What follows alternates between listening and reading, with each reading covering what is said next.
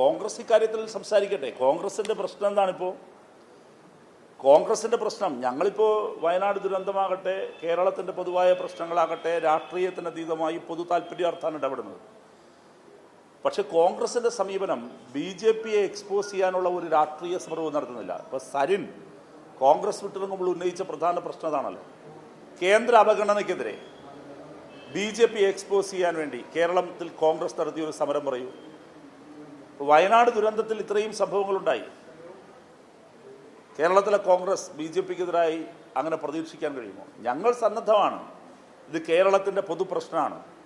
കേരളത്തിലെ എല്ലാവരും രാഷ്ട്രീയത്തിനതീതമായി നിൽക്കണം. ഇത് ആ സമീപനം തന്നെയാണ് DYFIക്കുള്ളത്, ഗവൺമെൻറ്റിനുള്ളത്, LDFിനുള്ളത്. പക്ഷേ കോൺഗ്രസ് അത്തരം സമീപനം സ്വീകരിക്കുന്നില്ല എന്നതാണ് യാഥാർത്ഥ്യം. ഇക്കാര്യത്തിൽ കാത്തിരുന്ന് കാണാം.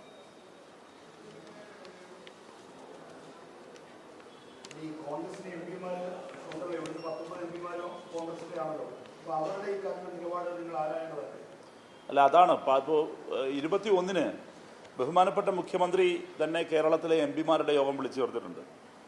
അത് ഓരോ പാർലമെൻറ്റ് സമ്മേളനത്തിനും മുന്നോടിയായി വിളിച്ചു ചേർക്കുന്ന ഔദ്യോഗിക യോഗമാണ്. മുഖ്യമന്ത്രി ഇതിൽ പങ്കെടുക്കുകയും ചെയ്യും. അപ്പോൾ ആ യോഗത്തിൽ കോൺഗ്രസിൻ്റെ MPമാർ എന്ത് സമീപനമാണ് എടുക്കുന്നതെന്ന് കൗതുകത്തോടെ ഞങ്ങൾ നോക്കിയിരിക്കുകയാണ്.